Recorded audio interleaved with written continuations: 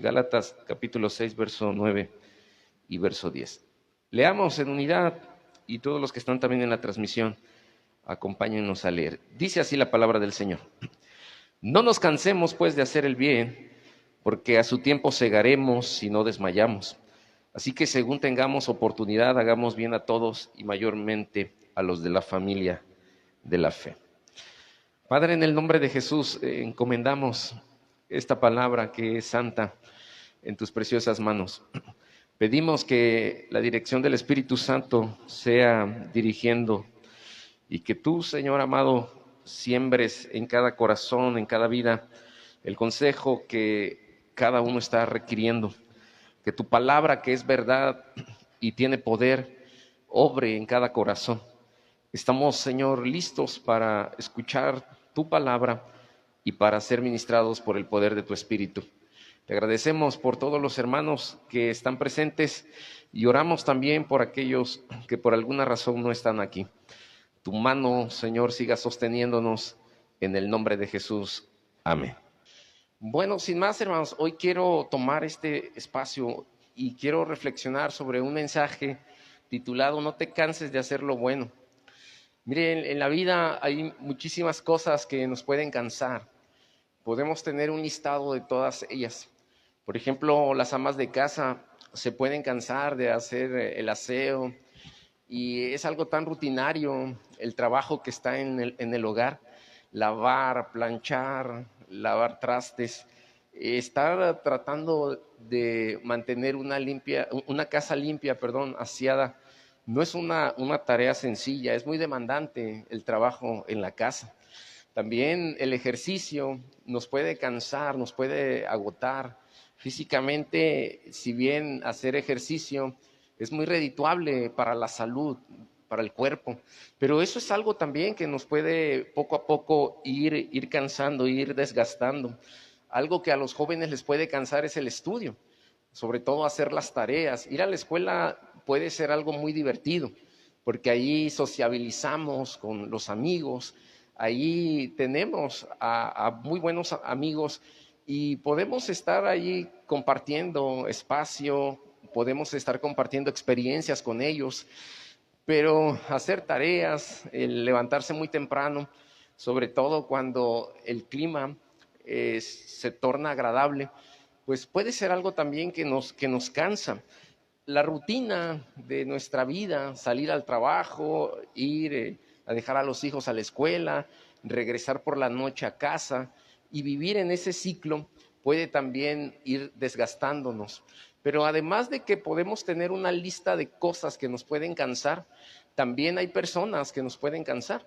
Por ejemplo, hay personas que tienen un mal humor, un mal genio, y usted apenas cruza alguna palabra con ese alguien y la persona está enojada. Y tanto lo bueno como lo malo puede ser contagioso. Usted puede influenciar a las personas con su buen humor, pero su entorno, la persona que tenga un mal humor también la puede influenciar a usted. Hay personas también que se la pasan toda la vida, como el pueblo de Israel, quejándose por todas las cosas. Estaban en Egipto y llegaron a reclamarle a Moisés y le dijeron, para eso nos has traído aquí al desierto, para que muramos. Estábamos mejor allá, y extrañaban los ajos y las cebollas, extrañaban el estilo de vida, los alimentos, y aun cuando estaban viendo las señales, los prodigios, los milagros de parte de Dios, Dios los estaba alimentando. Sus vestidos, aún estando en el desierto, no se desgastaban, pero estando ahí ellos se quejaban, estaban insatisfechos. Y a veces hay personas que se quejan por todo. Si hace calor se quejan, si hace frío se quejan, si es domingo se quejan, si es lunes se quejan más. Entonces hay personas que pueden cansar porque se quejan por todas las cosas, pero también hay personas que siempre se la pasan pidiendo, y eso también puede cansarnos, puede desgastarnos. Hay muchísimos, ¿verdad?, tipos de caracteres, de personalidades, y hemos hablado ya de cosas que nos cansan o de personas que nos pueden cansar. Pero Pablo, cuando le escribe a los Gálatas, les da un consejo y les dice que ellos no se tienen que cansar de hacer lo bueno, que no deben ellos cansarse de hacer las cosas bien. Y yo debo entonces preguntarme, ¿por qué no debo cansarme de hacer lo bueno? Mire, número uno, porque Jesús no se cansó de hacer las cosas de buena manera. Mire, si usted es realmente un cristiano, un auténtico seguidor de Cristo, usted va a seguir el ejemplo de Jesús. Cuando Pedro le predicó a Cornelio en el libro de los Hechos 10:38, y si gusta ir ahí al pasaje, la predicación de Pedro fue de esta manera. Como Dios ungió con el Espíritu Santo y con poder a Jesús de Nazaret, y como éste anduvo haciendo bienes y sanando a todos los oprimidos del diablo, porque estaba con él. Entonces lo que vemos acá es que Dios había ungido a Jesús. La unción es que Dios lo había consagrado, lo había apartado para un propósito. Y el propósito de Jesús era hacer el bien. Jesús anduvo haciendo el bien entre las ciudades, entre las multitudes, entre las personas que estaban siendo oprimidas. Jesús iba de un lugar a otro. Y él cuando iba transitando, esa palabra que predicaba, ese mensaje golpeaba el corazón de las personas.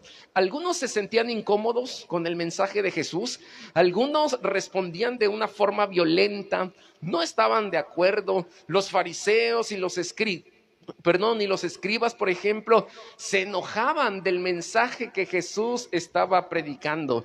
Cuando los discípulos, después de que Jesús ya no estaba con ellos, comenzaron también a predicar el mensaje del evangelio, ellos estaban turbando el lugar en donde se encontraban. Cuando ellos iban de una aldea o de una ciudad a otra, ese mensaje estaba trastornando el mundo. Era un mensaje en donde las personas no podían quedarse de forma inerte, sino que se movían al mensaje. Había una respuesta. Sea que esta respuesta fuera buena o fuera mala, pero las personas respondían al mensaje que Jesús y los discípulos estaban predicando.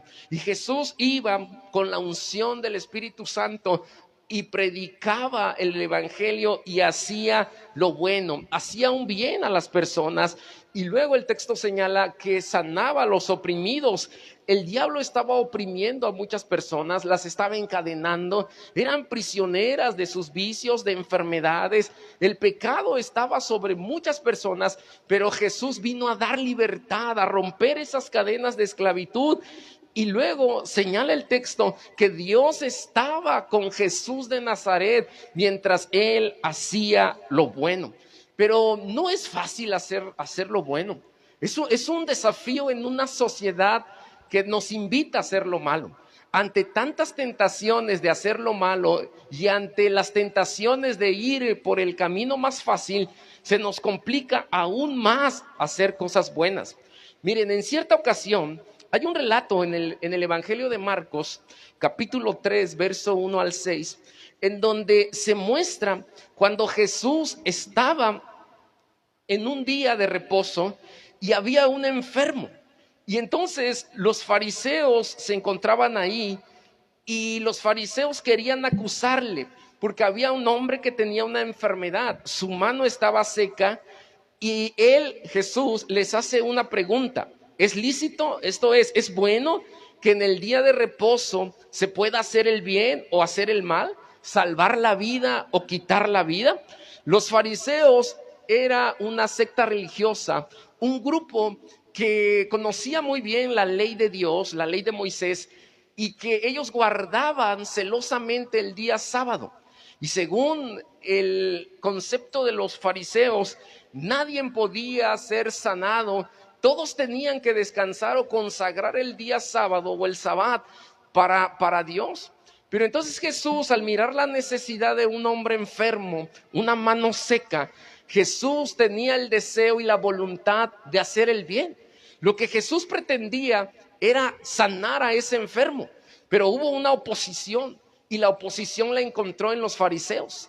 En una sociedad y en un mundo tan decadente como este, el hacer lo bueno puede ser algo que muchas personas intenten detener. Debemos también ser conscientes de que siempre que alguien se levante intentando hacer el bien, va a encontrar barreras, va a haber un bloque de oposición. Va a haber personas que quieran detener la actitud o la acción correcta. Hacer lo bueno para Jesús representó en este pasaje un verdadero desafío. Luego el texto dice, entonces los miró y cuando Jesús miró alrededor, Jesús se enojó, pero también se entristeció por la dureza de los corazones. Y habló y le dijo a ese hombre de la mano seca, extiende tu mano. Y él extendió la mano y la mano le fue restaurada y recibió sanidad. Y los fariseos salieron y tomaron entonces consejo con un grupo llamado los herodianos contra Jesús, intentando destruirle. Imagínense, Jesús hizo una obra de bien. Jesús estaba sanando a un enfermo de una mano seca, pero este grupo de los fariseos, hombres extremadamente religiosos, estaban enojados por lo que Jesús estaba realizando. Para ellos no le pareció adecuado el hecho de que Jesús en el día de Sabbat, en el día de reposo, hiciera un milagro tan maravilloso como este. Y Jesús mostró dos actitudes humanas. Por un lado, Jesús se enojó, le molestó el mirar la situación en la cual se encontraba, pero sobre todo se entristeció por la dureza del corazón de estos hombres.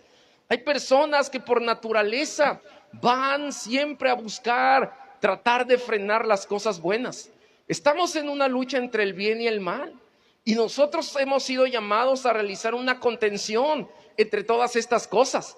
Hay quienes se preguntan si la iglesia cristiana podrá cambiar el mundo, si en realidad habremos de frenar toda la maldad en la cual nos hemos envuelto. Pero quiero decirle que en este mundo hay una influencia demoníaca. La Biblia dice que el príncipe de este mundo es Satanás y que él tiene una influencia sobre muchos hombres y mujeres que aún no han visto la luz del evangelio.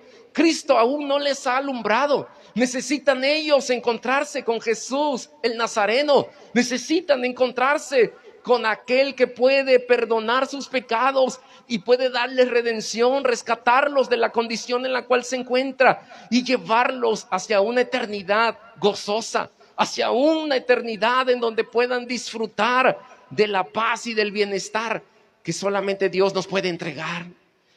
Y encontramos en este pasaje que estas acciones del enojo y de la tristeza de Jesús por la dureza de los corazones también pueden estar presentes en su vida. Usted puede también experimentar enojo y tristeza. Esto es muy cierto. Nos sentimos tristes y dolidos porque los demás no hacen el bien. Porque hay personas que por mucho que están recibiendo algo bueno, no hacen ellos lo bueno también. Pero no debemos nosotros quedarnos allí, porque Jesús no fue lo que hizo. Aun cuando Jesús hizo lo bueno, le pagaron mal.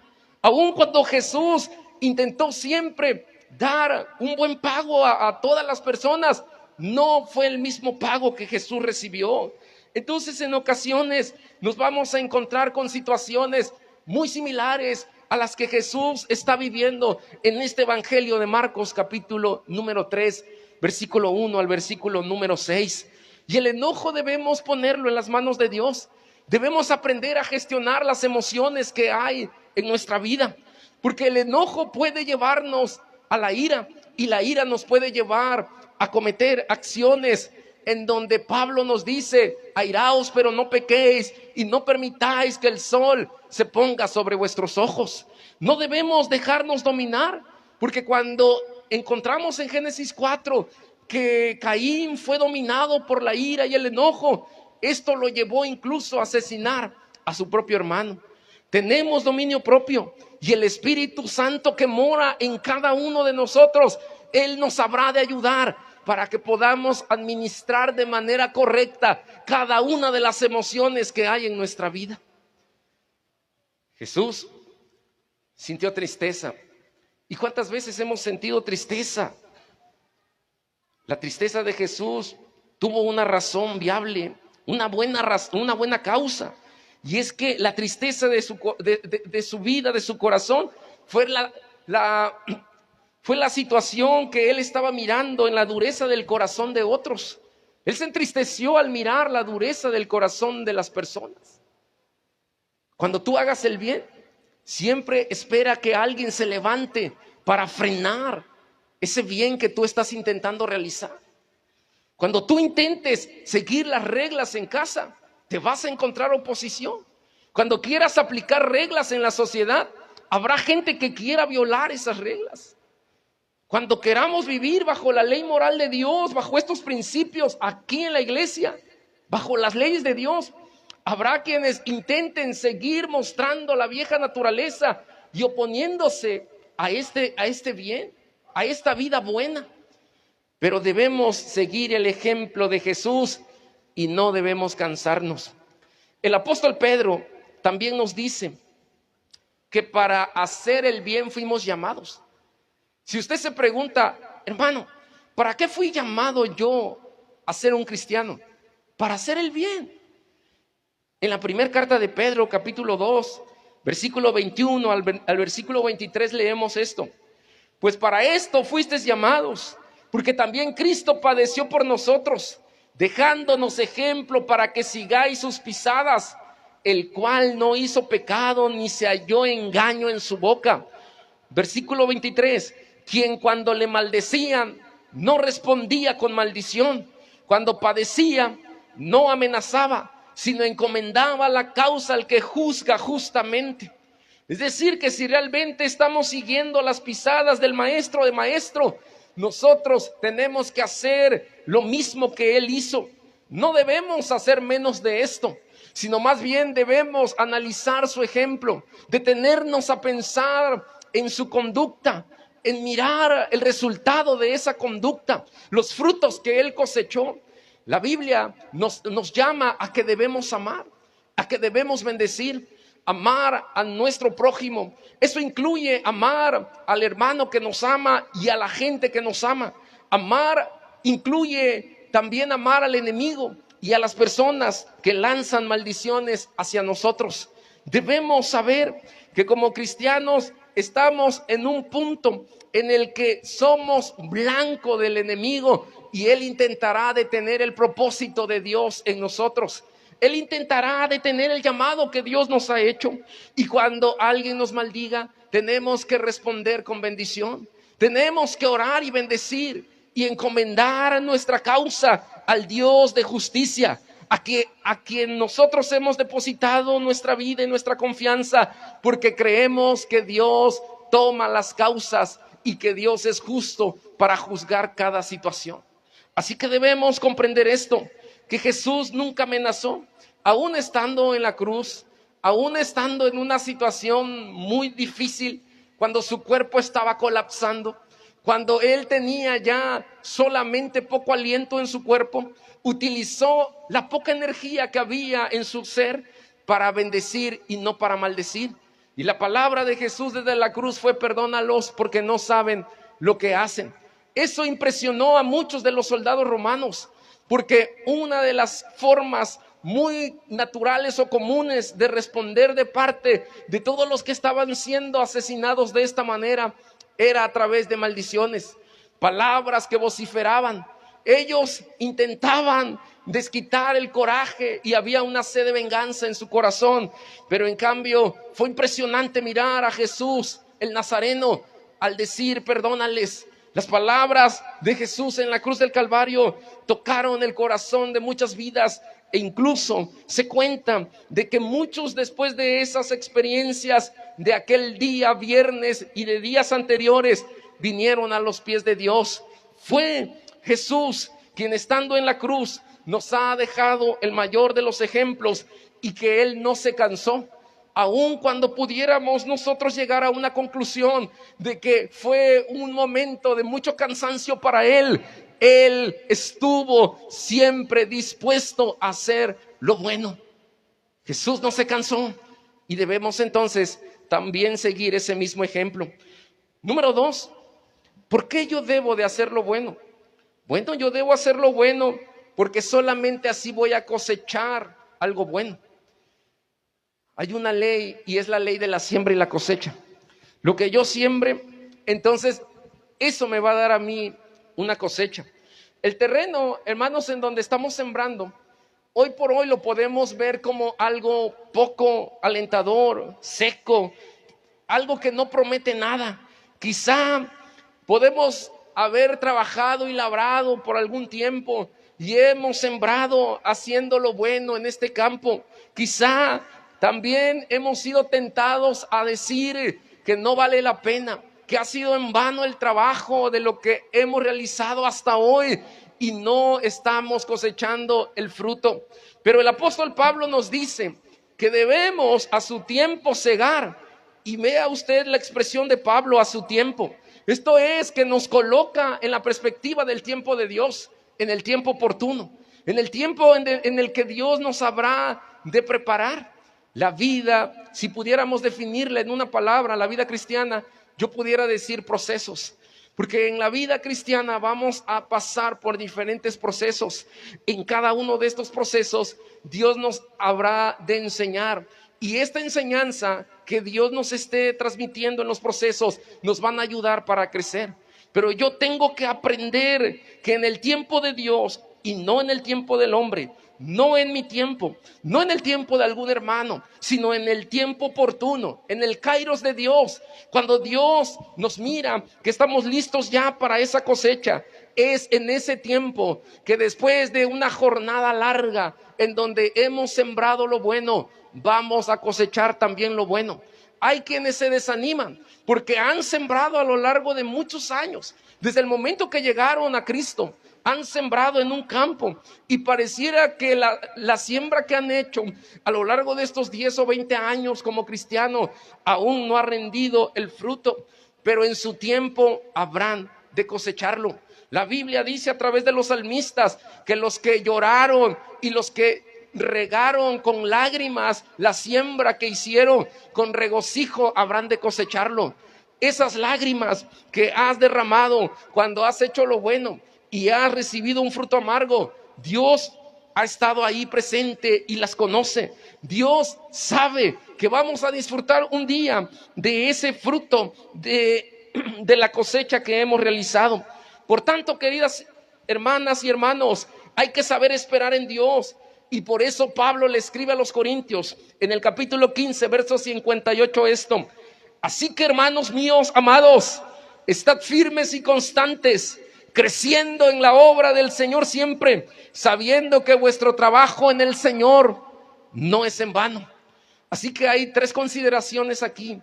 Primera, dice que debemos estar firmes, no debemos movernos, debemos permanecer y perseverar en este trabajo de sembrar en lo bueno, a través de acciones y palabras, a través de bendiciones que podemos expresar en la vida de todos sin excepción. Debemos estar firmes y debemos perseverar en este trabajo de hacer lo bueno. Pero también el texto dice que debemos aprender a crecer, y este crecimiento no lo vamos a alcanzar si no aprendemos a conocer el corazón de Jesús. Si bien es cierto que todos hemos encontrado a Jesús y que hemos venido a los pies de Él, si bien es cierto que todos por fe hemos alcanzado la salvación, pero es necesario aprender a conocer el corazón de Jesús. Y para que yo pueda aprender a conocer el corazón de Jesús, yo necesito conocer su palabra, porque en la palabra Jesús está revelado. Jesús está desde el inicio hasta el final.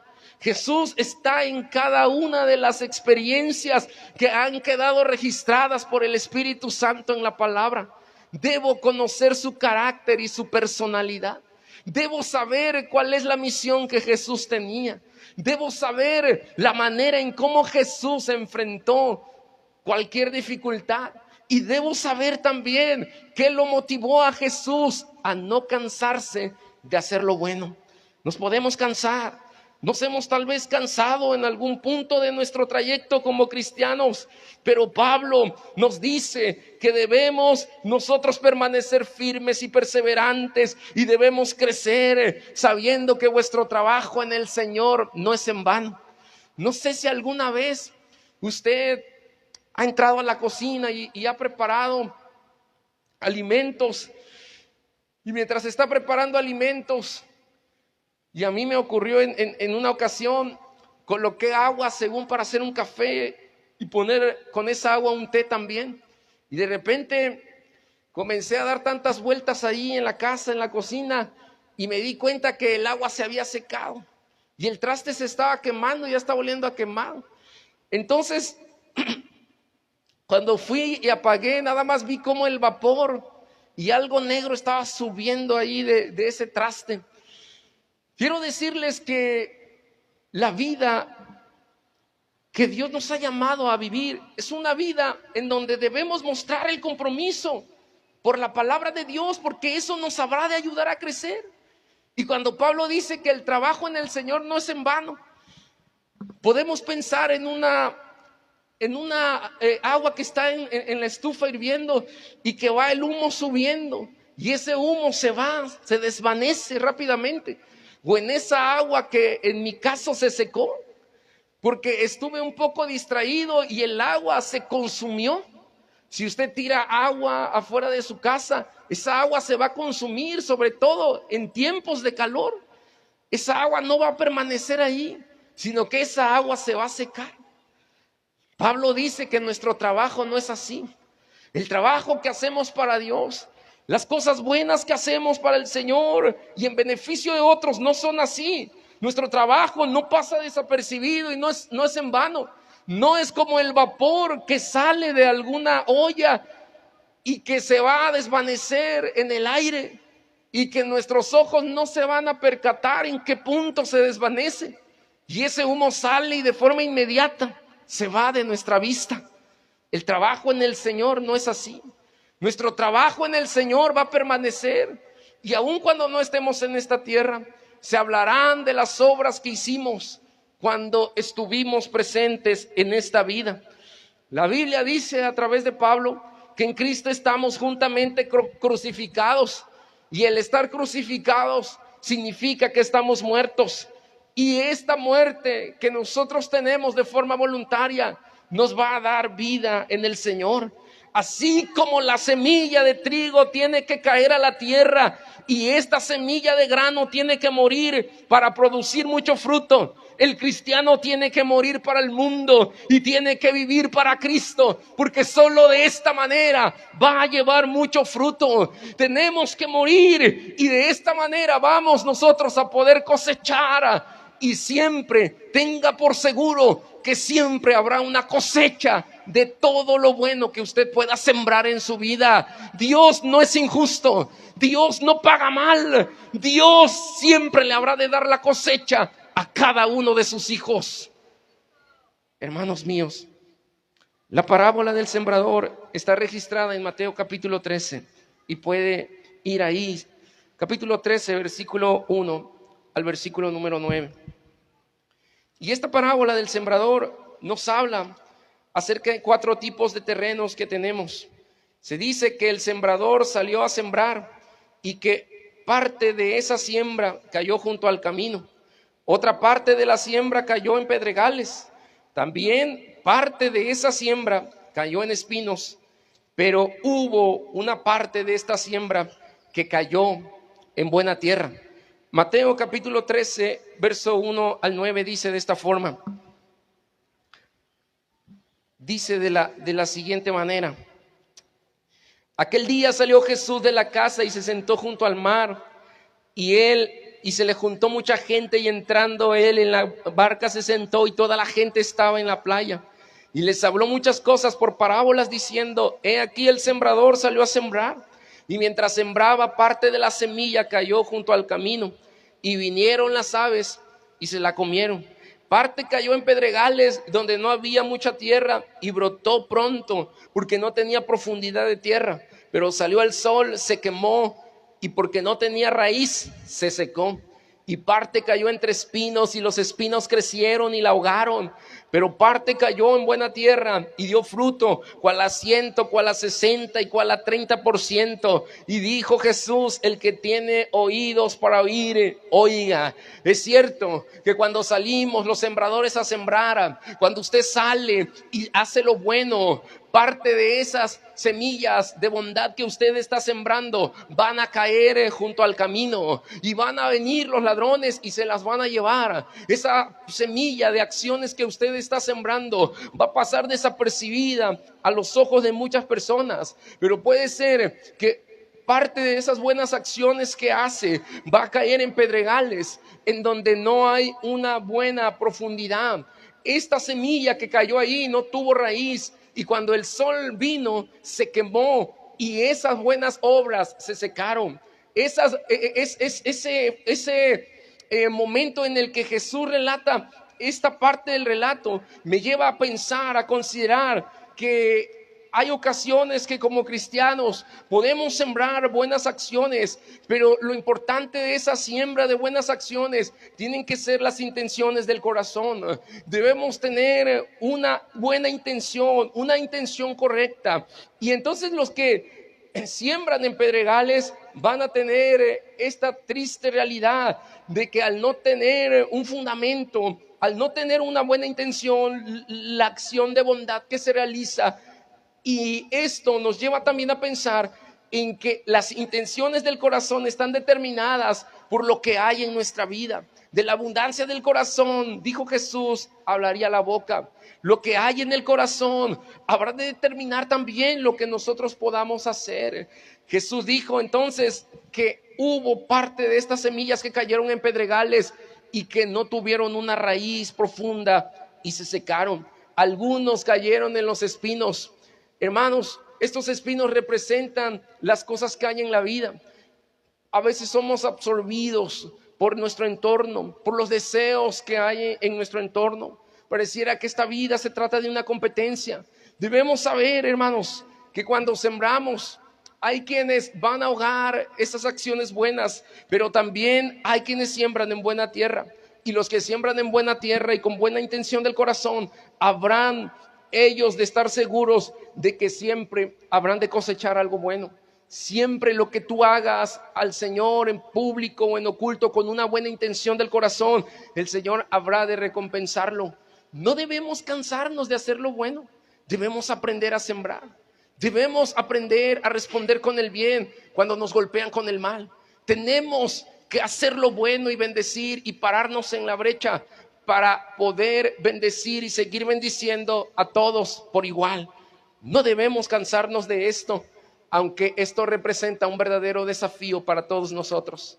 Y finalmente, ¿por qué yo debo hacer lo bueno? Bueno, porque Dios no olvida lo que tú y yo hacemos. A Dios no se le olvida. A mí y a ti se te pueden olvidar muchísimas cosas, infinidad de cosas. Pero Dios está registrando cada acción buena que tú haces. A Dios nada se le va a pasar. Dios habrá de premiarnos por el bien que hemos realizado. Dios sabe exactamente cada una de las acciones que emprendemos, sean en secreto o sean públicas. Dios conoce las veces que abrimos nuestra vida, nuestro corazón, nuestras puertas de la casa. Dios sabe. Y Dios sabe también lo que hay dentro del corazón. En Hebreos capítulo 6, verso 10 leemos esto, hermanos. Porque Dios no es injusto para olvidar vuestra obra y en el trabajo de amor que habéis mostrado hacia su nombre, habiendo servido a los santos y sirviéndoles aún. Dios no es injusto para olvidar eso. Dios tiene un carácter y una personalidad de justicia. Y Él no olvida lo que nosotros hacemos. No olvida el trabajo de vuestra obra y el trabajo que con amor hemos mostrado hacia el nombre del Señor. Esto es, que sabemos que las obras que hacemos son para glorificar a Dios. Que todo esto tiene sentido cuando Cristo está en el centro. Que todo esto cobra un sentido, hermanos, en los cielos y en la tierra, cuando nos unimos y cantamos y pedimos a Dios que nos ayude a orar de forma correcta. Todo esto cobra un sentido cuando nosotros entendemos que el servicio que hacemos es para Dios y no es para los hombres. Y Jesús mostró en los Filipenses el sentir que debemos tener también nosotros como cristianos, como seguidores de Él. Dios no va a olvidar la obra de tus manos. Dios no se va a olvidar de las situaciones en las que tú has sembrado bondad. No lo va a olvidar. Dios sabe lo que tu mano derecha ha hecho. Dios te ha visto. A veces nosotros cometemos injusticias porque olvidamos el bien que nos hizo tal o cual persona. Y todos estamos en esa lista. A veces se nos olvida eso. Las veces que alguien estuvo ahí, lo olvidamos. A veces olvidamos las veces que alguien abrió su mano y nos bendijo. Olvidamos porque somos personas con una tendencia a olvidar. Pero debería ser en nosotros una prioridad recordar aquellas cosas que alguien ha hecho por nosotros. Por eso el salmista escribió y dijo: bendice alma mía Jehová y no olvides ninguno de sus beneficios. Él es el que rescata del hoyo mi vida. Él es el que me corona de favores. Él es el que va a restaurar nuestra vida. Es Él. Y esa afirmación nos lleva a pensar en las veces que olvidamos. Y tenemos esa tendencia en nuestro corazón a olvidar. Pero Dios no es así. Dios no es injusto. Por tanto, Dios no olvidará las veces en que has invertido tiempo, esfuerzo, dinero, en donde has hecho el bien por otros. Dios no va a olvidar nada de eso. Jamás se le pasará a Dios por alto cada una de estas acciones. Por eso también, hermanos, el apóstol Pablo nos amonesta en Efesios capítulo 6, versos 6 al 8. Y dice: no sirviendo al ojo como los que quieren agradar a los hombres. Y luego añade: sino como a siervos de Cristo, de corazón, haciendo la voluntad de Dios. Y es lo que tratamos de hacer, sirviendo de buena voluntad, de buena manera, como al Señor y no a los hombres, sabiendo que el bien que cada uno hiciere, ese mismo bien habrá de recibir del Señor. Es una ley: siembras y cosechas. Siembras lo bueno y tarde que temprano vas a cosechar, vas a recibir una recompensa de Dios y vas a cosechar lo que has sembrado. Si alguien siembra naranjas, no espere cosechar melones. Si alguien siembra frijoles, no habrá de esperar que su cosecha sea de calabazas. El que ha sembrado lo bueno, y aunque hoy por hoy no lo estás viendo, lo vas a cosechar. Dios te habrá de recompensar. Pero si has sembrado lo malo, tienes que detenerte un momento y pensar.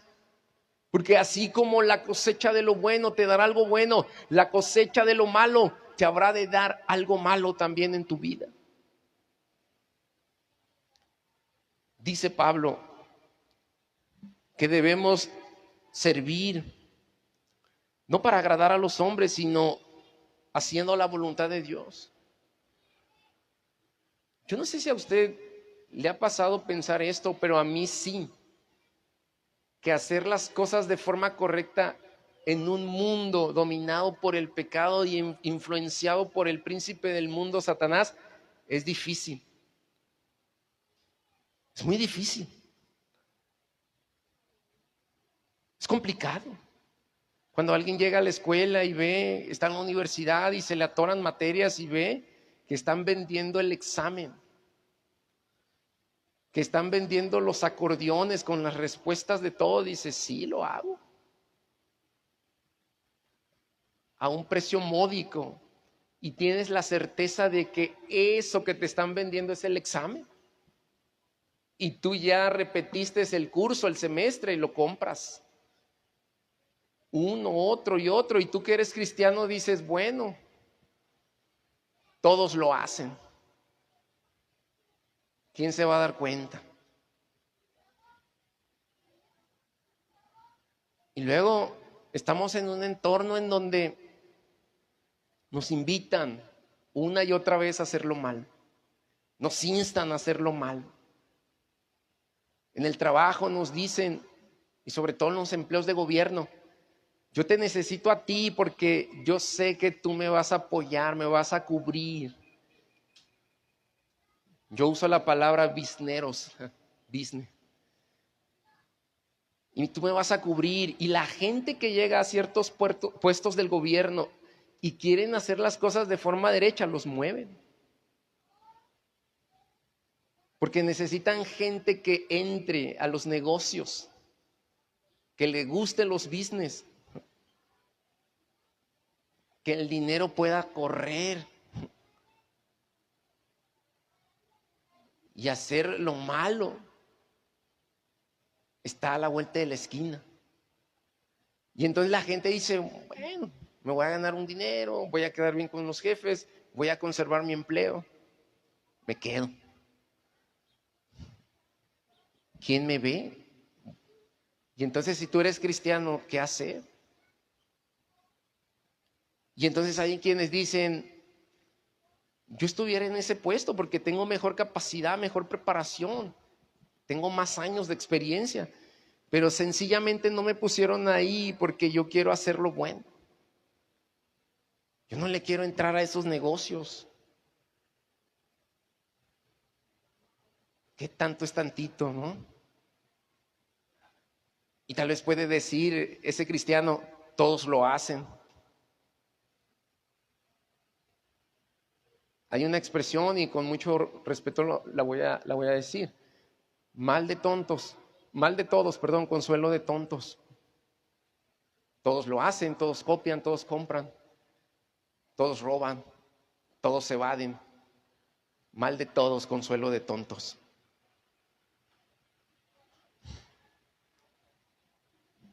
Pero en el cielo hay un registro de esto.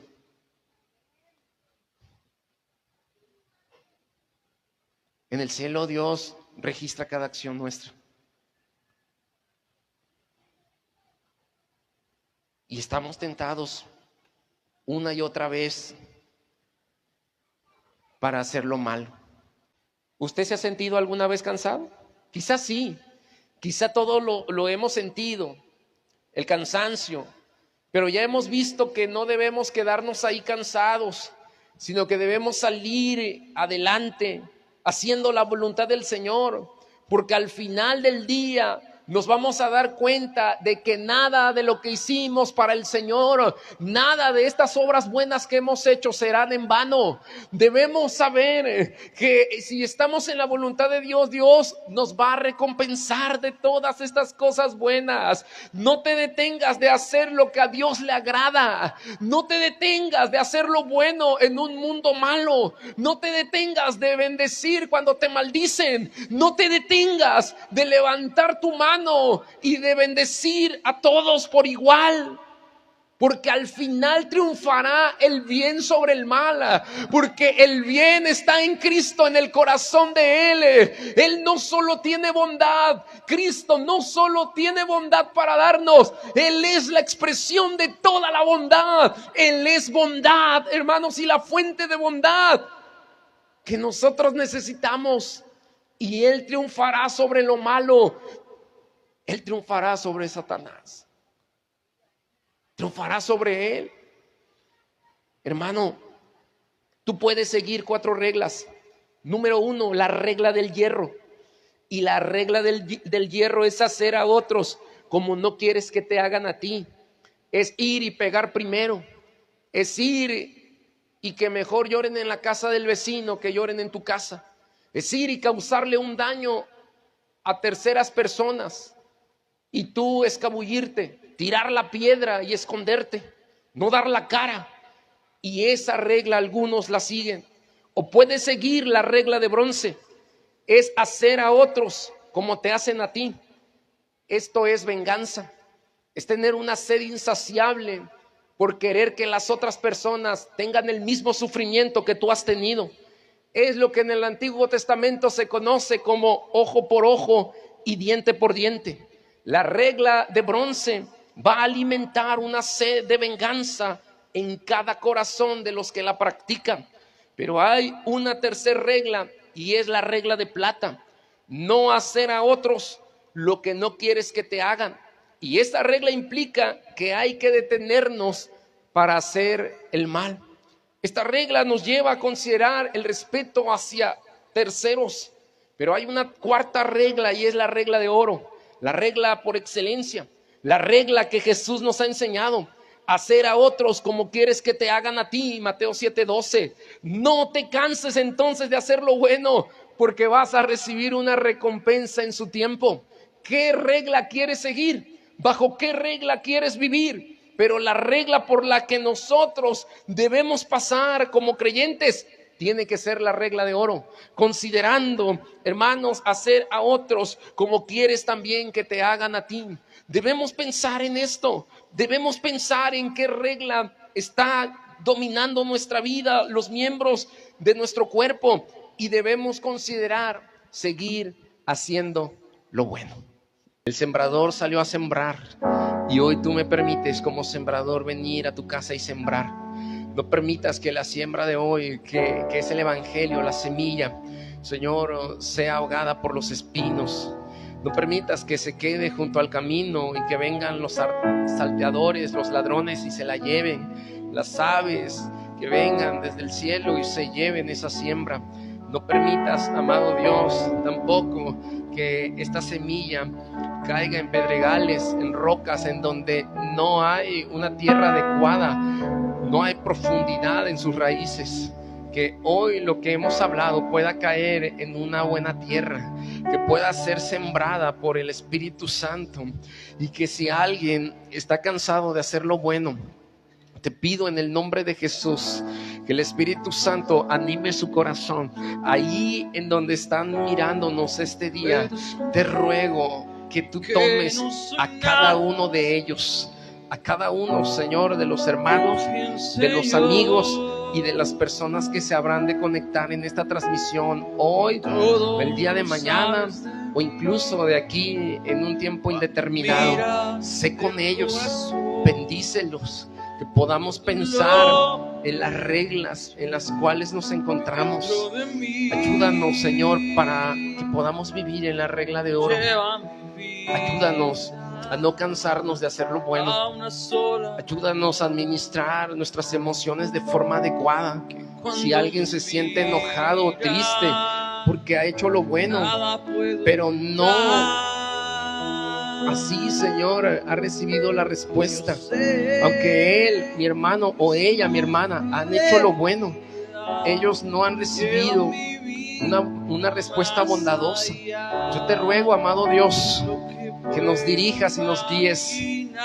Gracias por los hermanos ahí en la transmisión. Sé dirigiendo sus pasos.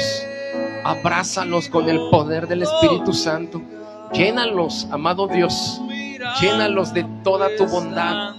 Llénalos en sus mentes y corazones. Dales, amado Dios, ese bien a ellos. El bien y la misericordia los siga cada día de su vida. Que el bien y la misericordia esté siguiendo sus pasos, esté con ellos, habitando donde ellos habitan. Que el bien y la misericordia de Dios esté con cada uno. Te pido en el nombre de Jesús que si estamos esclavizados por alguna influencia, o si estamos siendo tentados, que rompas toda esta influencia o toda esta cadena, y que en el nombre de Jesús tengamos la victoria en tu nombre. Muchas gracias, amado Jesús. Gracias te damos. Allí en la transmisión nos despedimos. Nos conectamos en breve. Un abrazo para todos. Bendiciones para todos.